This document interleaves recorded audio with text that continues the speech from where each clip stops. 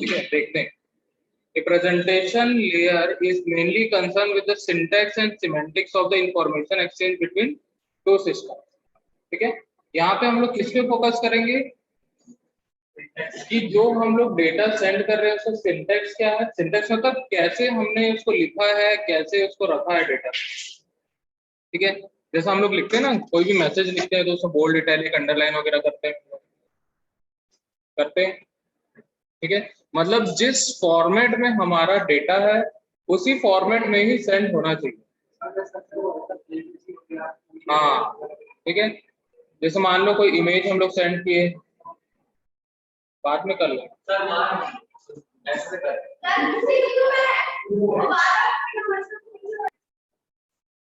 चलो देखो, तो जो सिंटैक्स या फिर जो फॉर्मेट है हमारा, ठीक है, जैसे हम लोग ने इमेज भेजा तो इमेज की फॉर्मेट में जाना चाहिए, अगर पीडीएफ फाइल भेजा तो पीडीएफ फाइल भी जाना चाहिए। ठीक है, उसका फॉर्मेट कभी भी चेंज नहीं होना चाहिए, मतलब डेटा जो हमारा है, जो हम सेंड कर रहे हैं, एज इट इज डेटा ही रिसीवर के पास रिसीव होना चाहिए।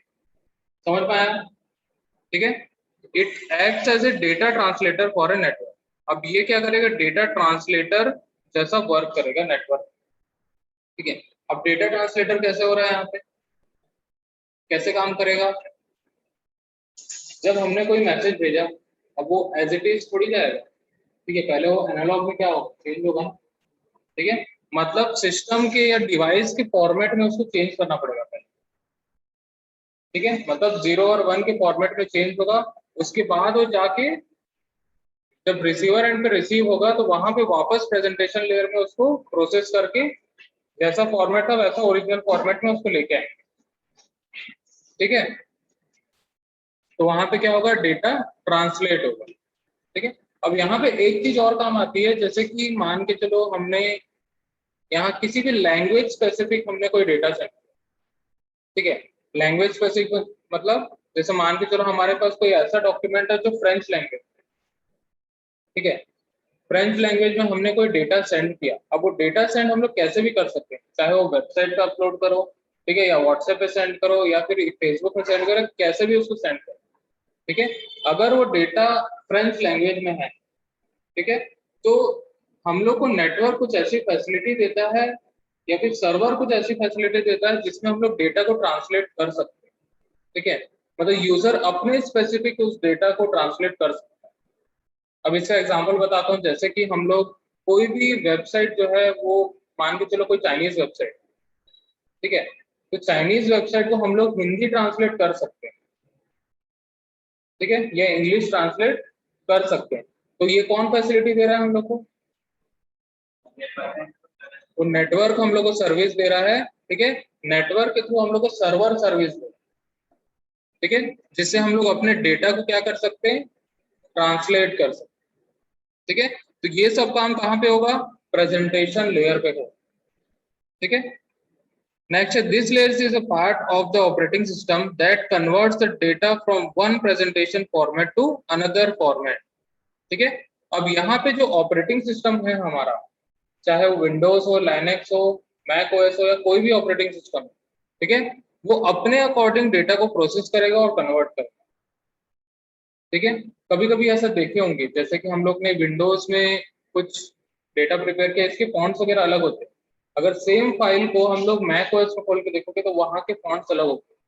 ठीक है, जैसे मैं लैपटॉप से कुछ बनाता हूँ और अपलोड करता हूँ, कभी कभी क्या होता है कि हम लोग फोन भी खोलते हैं तो फोन की फॉर्मेट में वो ले लेता है ना, फॉन्ट्स वगैरह सारा चेंज हो जाता है, अलाइनमेंट उसका चेंज हो जाता है। देखिए, generally word file, PDF file में होता है। ठीक है, वर्ड प्रोसेसर है ना, सबका वर्ड प्रोसेसर अलग अलग है। देखो, माइक्रोसॉफ्ट जो है अपना वर्ड प्रोसेसर अपने तरीके से बनाया है। ठीक है, एंड्रॉइड सिस्टम के लिए जो free open source word processor आते हैं, ठीक है, वो अपने तरीके से काम करते हैं। सब अलग अलग तरीके से काम करते हैं। अब मैं अगर सॉफ्टवेयर बनाऊंगा, मैं अपने तरीके से बनाऊंगा, कोई दूसरे कंपनी सॉफ्टवेयर बनाएंगे तो अपने तरीके से बनाएंगे। ठीक है, सबका एल्गोरिथम, प्रोसेस करने का तरीका सब अलग अलग है। तो उसके कारण क्या होगा, यहाँ पे हम लोग को डेटा कन्वर्ट करना पड़ता है, क्योंकि अब यूजर को तो शो होना है ना डेटा, यूजर को तो एनी हाउ शो करना है डेटा। मतलब जो डेटा उसको चाहिए वो चाहिए, ठीक है। अब वो कैसे भी दे, तो उसको क्या है, एक फॉर्मेट में से चेंज करना पड़ेगा दूसरे फॉर्मेट, ठीक है, clear. The presentation layer is also known as syntax layer, ठीक है। सिंटेक्स लेयर मतलब कोई फॉर्मेट, ठीक है, जैसा फॉर्मेट है वैसा ही हम लोग को मिलना चाहिए, चेंज नहीं होना चाहिए, ठीक है। अब यहाँ पे जो फंक्शंस होते हैं, ठीक है, सबसे पहला फंक्शन है ट्रांसलेशन, ठीक है। ट्रांसलेशन में क्या होगा, the process in two system exchanges the information in the form of character, strings, number and so on. Different computers use different encoding methods. The presentation layer handles the interoperability between different coding methods, encoding method. It converts the data from sender-dependent format into common format and changes the common format into receiver-dependent format. ठीक है। अब यहाँ पे क्या होगा कि translation बहुत जरूरी है, ठीक है। अब ट्रांसलेशन मतलब क्या होगा, जैसे मान के चलो मैंने ये डॉक्यूमेंट बनाया है, ये टाइम्स न्यू रोमन में मैंने लिखा, ठीक है। अब जरूरी थोड़ी कि जो रिसीव कर रहा है उसके पास भी सेम फॉन्ट हो, होगा क्या, नहीं होगा। अगर मान के चलो उसके पास वो फॉन्ट नहीं मिलता है, ठीक है, तो क्या करेगा, डब्बा डब्बा डब्बा डब्बा दिखाएगा, है ना। कभी कभी हम लोग कुछ कुछ चीजें रिसीव करते हैं उसमें डब्बा डब्बा आता है, दिखता नहीं है, ठीक है। तो सब आलतू फालतू फोन से या फिर कोई दूसरा ऑपरेटिंग सिस्टम, कभी हम लोग कोई भी सॉफ्टवेयर से हम लोग डॉक्यूमेंट बना लेते हैं, ठीक है। तो उससे क्या होता है कि वो जो चीजें यूज कर रहा है, ठीक है, उसकी जो फॉर्मेटिंग टेक्निक है वो अलग है, ठीक है। लेकिन जब भी हम लोग कोई भी डॉक्यूमेंट कहीं सेंड करते हैं, ठीक है, उसको वो इंटरऑपरेबिलिटी मोड पे वो क्या करेगा, एनकोड करेगा। एनकोड करना मतलब, अब इसका एक एग्जांपल बताते हैं। मैंने कोई डॉक्यूमेंट हिंदी में बनाया है, ठीक है। हिंदी में एक फॉन्ट बहुत फेमस है, कृति देव, सुने हो क्या, सुने हैं कृति देव। यस सर, सुने। कृति देव जो yes sir, font yes sir. है वो जनरली देवनागरी फॉन्ट के से बनाया गया है, तब उसको थोड़ा मॉडिफिकेशन करके कीज वगैरह करके, ठीक है, मतलब एक गवर्नमेंट स्टैंडर्ड उसमें दिया गया है और सब जगह वही यूज होता है, कहीं पे भी चले जाओ कृति देव ही यूज होगा, ठीक है।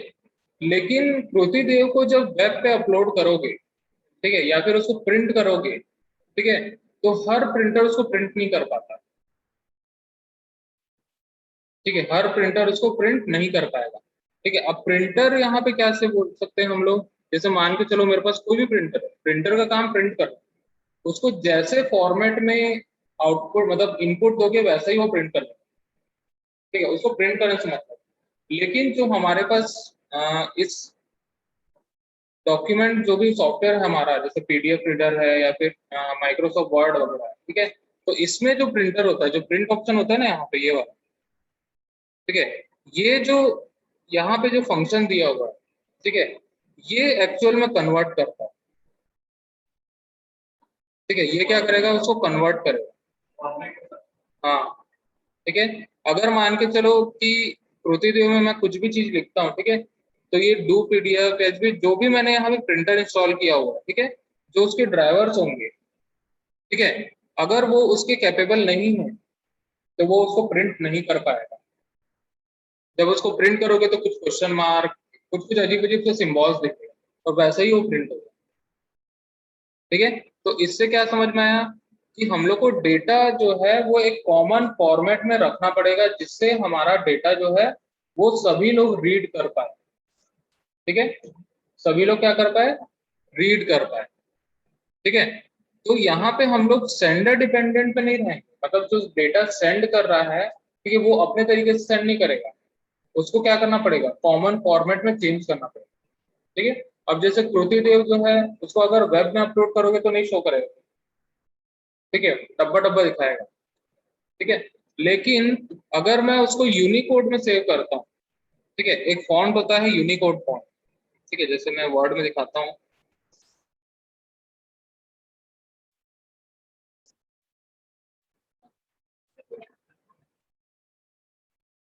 दिखेगा ना, ठीक है। देखो यहाँ पे फॉन्ट्स आते हैं, ये सब फॉन्ट्स दिख रहे हैं, ठीक है, ये वाला जो है कृति देव, ठीक है। अगर मैं इसमें कुछ भी चीज लिखता हूँ, तो क्या होगा?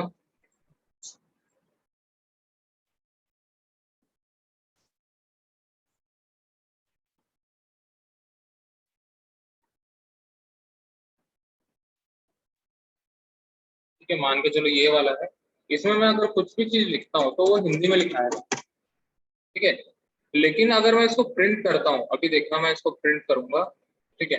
मैं यहाँ से एक प्रिंटर सिलेक्ट कर लेता हूँ और यहाँ प्रिंटर,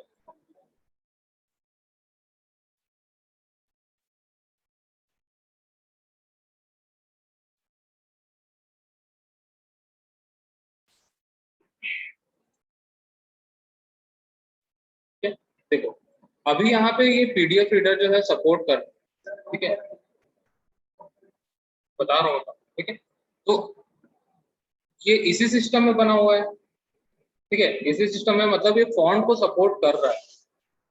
लेकिन वेब में करोड़ों लोग डॉक्यूमेंट अपलोड करते हैं और करोड़ों टाइप के फॉन्ट्स यूज करते हैं, ठीक है, करोड़ों टाइप के फॉर्मेट यूज करते हैं। तो अगर मैं इसको वेब में अपलोड कर देता हूँ, ठीक है, तो ये क्या करेगा, इसको सपोर्ट नहीं करेगा, क्योंकि उसके पास उसकी सपोर्टिंग लाइब्रेरीज है ही नहीं, ठीक है। लेकिन अगर मैं इसको यूनिकोड में करता हूँ, ठीक है, एक आता है यूनिकोड, ठीक है, जैसा कि यहाँ पे बहुत सारे अपराजिता है, निर्मला यूआई है, ये सब देवनागरी फॉन्ट है। देवनागरी फॉन्ट जो होते हैं वो यूनिकोड फॉन्ट होते हैं, मतलब UTF-8 फॉर्मेट पे काम करते हैं। किस पे काम करते हैं? UTF-8। अब UTF-8 आप लोग को कहाँ मिलेगा? नोटपैड में मिलेगा, ठीक है। अगर फाइल में जाके सेव एज करोगे तो यहाँ पे हम लोग को देखने मिलेगा NC, Unicode, Unicode big Indian, ठीक है, और UTF-8, ठीक है। वेब में जनरली हम लोग दो ही फॉर्मेट में काम करते हैं, जैसे कि एनसी में कभी काम नहीं करता, एनसी में पर्टिकुलर सिस्टम के फॉन्ट्स को लेता है, ठीक है। अगर हम लोग उसको यूनिकोड में सेव करेंगे तो वो कहीं पे भी अपलोड कर लो वो एक्सेप्ट करेगा, ठीक है। मतलब वेब में जो फॉन्ट्स यूज होते हैं, जो फॉर्मेट यूज होता है, वो जनरली यूनिकोड होता है, ठीक है। यूनिकोड मतलब एक कॉमन फॉन्ट है या फिर कॉमन फॉर्मेट है जिसको वेब सपोर्ट करता है, ठीक है। और दुनिया की हर एक डिवाइस इसको सपोर्ट करेगी, या तो हम लोग यूनिकोड में कर ली, या तो हम लोग UTF-8 में कर ली, ठीक है। तो जनरली जो कॉमन फॉर्मेट होते हैं वो दो टाइप के फॉर्मेट होते हैं, यूनिकोड और UTF-8, ठीक है। क्लियर? समझ में आया इतना? तो हम लोग को यहाँ पे एनकोड करना होता है। किसमें एनकोड करना होता है? कॉमन फॉर्मेट पे एनकोड करना होता है। तभी कोई भी डिवाइस जब उस डेटा को रिसीव करेगा तो वो उसको रीडेबल फॉर्मेट पे मिल सकता है, ठीक है।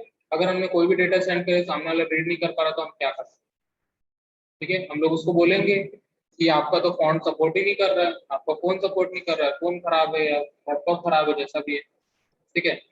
अब उसकी गलती नहीं है, ठीक है, उसने ऐसे फॉन्ट में उसको सेंड किया जो दिख ही नहीं रहा, मतलब जो एक्सेप्टेबल ही नहीं है, समझ, ठीक है। तो यहाँ पे ट्रांसलेशन बहुत जरूरी है। अब नेक्स्ट आता है एनक्रिप्शन, ठीक है। Encryption is needed to maintain privacy. Encryption is a process of converting the sender transmitted information into another form and sends the resulting message over the network. ठीक है। अब यहाँ पे एनक्रिप्शन एक टेक्निक होता है। एनक्रिप्शन क्या होता है? एक टेक्निक होता है जिसमें हम लोग जो भी डेटा सेंड करेंगे वो किसी दूसरे फॉर्मेट में हम लोग सेंड करेंगे, ठीक है। दूसरा फॉर्मेट मतलब हम लोग जैसे कि कभी कभी बोलते हैं ना, ग्रुप में बैठे हुए हैं और दो लोग मराठी बोलते हैं, ठीक है। हम लोग क्यों बोलते हैं? क्योंकि बाकी लोग समझ ना पाए, ठीक है। जैसे साउथ इंडियंस होते हैं, ठीक है, साउथ में चले जाना, अगर वहां पे नॉर्थ इंडियन का भी एक ग्रुप होगा तो हम लोग साउथ इंडियन में ही बोलेंगे, ठीक है। या फिर दो एकदम खास दोस्त हम लोग अपनी भाषा में बात करो ताकि दूसरे को पता ही नहीं चल पाए क्या बोल, है ना। तो इससे क्या हुआ, उनकी जो बात है, उनका जो इंफॉर्मेशन है वो उन तक ही सीमित है, मतलब कोई अगला सुन भी लेगा तो समझ में नहीं आएगा। तो उसने क्या किया, अपना फॉर्मेट चेंज कर, मतलब जो ओरिजिनल मैसेज है उसको क्या किया, एनकोड करके दूसरे फॉर्म पे ले आया, ठीक है।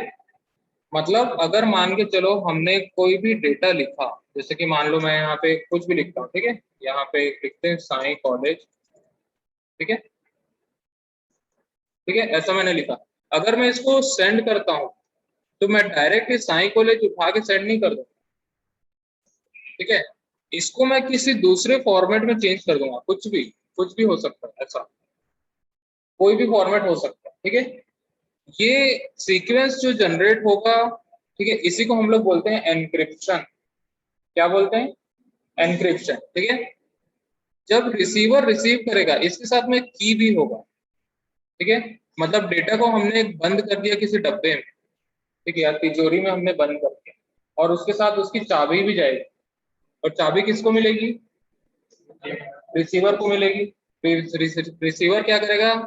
उसमें की अप्लाई करेगा और वो डेटा निकाल लेगा, ठीक है। तो यहाँ पे दो टाइप की की होती है।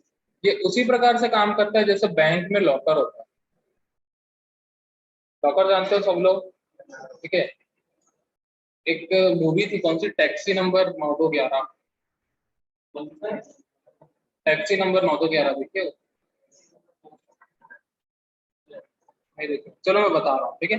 देखो, अब मान के चलो मेरे पास एक फाइल है, ठीक है, बहुत इंपॉर्टेंट फाइल है, मैं उसको बैंक के लॉकर में ले जाके रख, ठीक है। उसका पता सिर्फ और सिर्फ मेरे को है, मतलब उस डेटा के बारे में सिर्फ और सिर्फ मैं जानता हूँ, मेरे पास ही उसकी चाबी है, मैं ही जाके उसको खोल सकता हूँ, ठीक है। अगर वो, मतलब जो लॉकर है हमारा, उसका एक्सेस किसी और को देना है, तो हम लोग कैसे देंगे? मैं चाबी ले जाके दे दूंगा, ठीक है, और वो जाके खोल देगा, ठीक है। लेकिन ऐसा नहीं होगा, कभी भी कोई यूजर अपने सिंगल की से उसको नहीं खोल सकता, ठीक है, हमेशा उसके पास दो की होगी, ठीक है। एक सेंडर का प्राइवेट की होगा और रिसीवर का पब्लिक की होगा, ठीक है। जो सेंड कर रहा है वो अपने प्राइवेट की से सेंड करेगा, ठीक है। कैसे सेंड करेगा? प्राइवेट की लगा के सेंड करेगा, ठीक है। जो रिसीव करेगा उसके पास भी अपना प्राइवेट की होगा और एक पब्लिक की होगा, और प्राइवेट की किसका होगा? हमेशा सेंडर का ही होगा, ठीक है। मतलब ओवरऑल नेटवर्क पे जब डेटा सेंड होता है तो उसके साथ दो की होते हैं, एक होता है पब्लिक की और दूसरा होता है प्राइवेट, ठीक है। प्राइवेट की और पब्लिक की दोनों अप्लाई करेंगे तभी वो डेटा रीड कर सकते हैं, ठीक है। जैसे बैंक का एग्जांपल दिया, बैंक में लॉकर है, उसमें डेटा रखा हुआ, उस डेटा को मैं तभी ओपन कर सकता हूँ, मतलब उस लॉकर को तभी ओपन कर सकता हूँ जब मैं अपना की लगाऊंगा और बैंक वाला जो होगा वो अपना भी की लगाएगा, तभी वो लॉकर ओपन होता है, ठीक है। तो बैंक के पास क्या है? पब्लिक की है, और मतलब जो डेटा, मतलब उसका ओनर है लॉकर का, ठीक है, उसके पास भी एक चाबी होगी, दोनों जब लगाएगा तभी वो खुलेगा, अदरवाइज नहीं खुलेगा, ठीक है। आया समझ में? तो एनक्रिप्शन का मतलब क्या होता है कि एक फॉर्मेट को चेंज कर दिए हम लोग दूसरे फॉर्मेट, ठीक है। हाँ, एल्गोरिथम ही होते हैं जनरली, ठीक है। हमने क्या किया, इसमें कुछ और ऐड सब्ट्रैक्ट करके कुछ ना कुछ ऐसा फॉर्मूला लगा के एक नया सीक्वेंस जनरेट कर, ठीक है। ये क्या हो गया? एनक्रिप्ट हो गया। जो साई को जो ओरिजिनल मैसेज था वो एनक्रिप्ट होके किसमें चेंज हो गया? कुछ अजीब से सीक्वेंस में चेंज हो गया, ठीक है। अब यही सीक्वेंस जो है ओवर द नेटवर्क सेंड किया जाएगा, ठीक है। और कहाँ तक रिसीव होगा? रिसीवर एंड तक, रिसीवर तक रिसीव होगा, वो अपना की वगैरह अप्लाई करेगा और इस मैसेज को वापस इस फॉर्मेट में ले आएगा, ठीक है।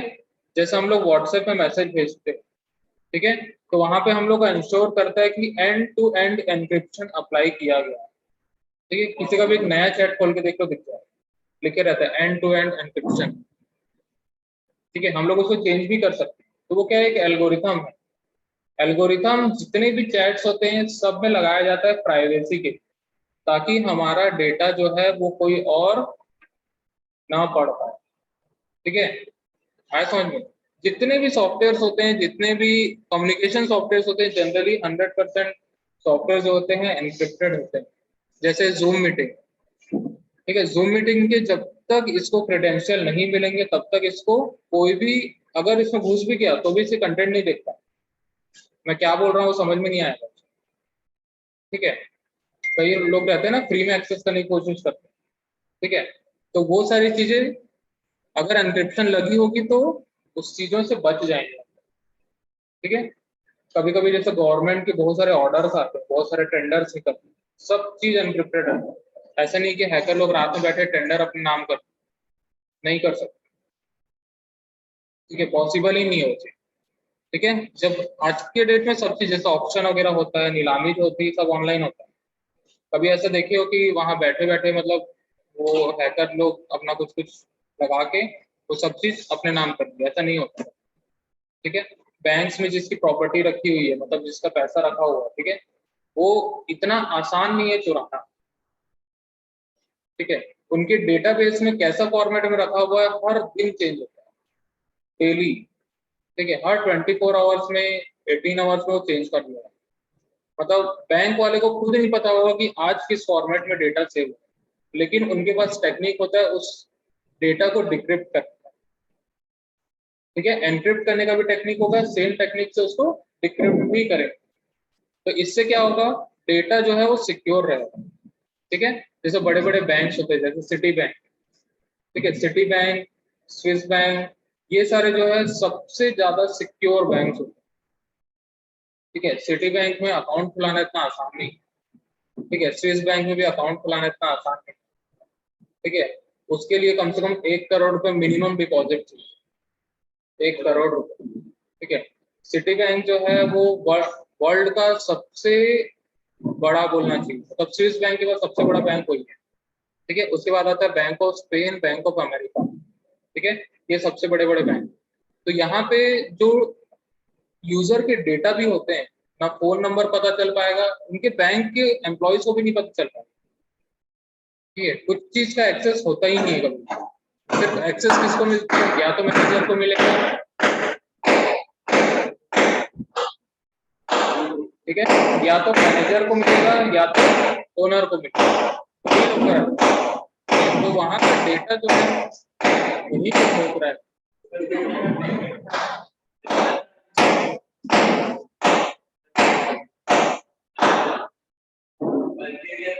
नहीं गिरेगा,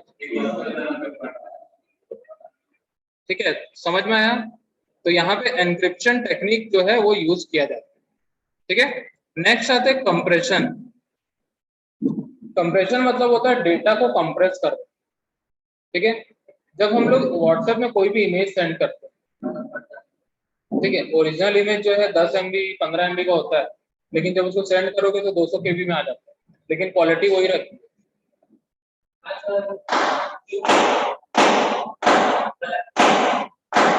यूज किया जाता है, ठीक है।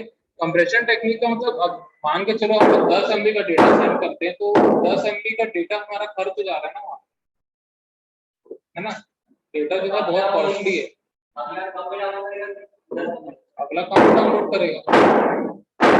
जैसे हम लोग अपलोड करते हैं तो हमारे डिवाइस में ही क्या करता है, कंप्रेस करता है, ठीक है। हमारे डिवाइस में कंप्रेस करके सेंड करेगा, ओरिजिनल 10 MB सेंड नहीं करेगा, ठीक है। जब हम लोग ऐसे डॉक्यूमेंट सेंड करेंगे तब ओरिजिनल फॉर्मेट में सेंड करेंगे, ठीक है। अगर हम लोग इमेज सेंड करें, क्योंकि उसको भी पता है कि इमेज लोग ऐसी भेज देते हैं, तो उसके लिए वहां पे डेटा कंप्रेशन टेक्निक यूज किया जाता है, ठीक है, समझ में आया। तो ये सारी चीजें जो है वो ट्रांसपोर्ट लेयर में की जाती है, ये फंक्शंस होते हैं ट्रांसपोर्ट लेयर, ठीक है। ट्रांसलेशन, एनक्रिप्शन और कंप्रेशन, ठीक है। एनक्रिप्शन जो है यूनिट नंबर 5 में हम लोग पूरा डिस्क्रिप्शन मतलब डिटेल में इसको जानेंगे, ठीक है। पूरा ओवरऑल डिस्क्रिप्शन, उसके फंक्शन, उसके एल्गोरिथम सब चीज इसमें देखेंगे, ठीक है, समझ में आया। तो डेटा हमारा कहाँ तक पहुंच गया है, प्रेजेंटेशन तक पहुंच गया, ठीक है। नेक्स्ट हम लोग लास्ट देखेंगे एप्लीकेशन।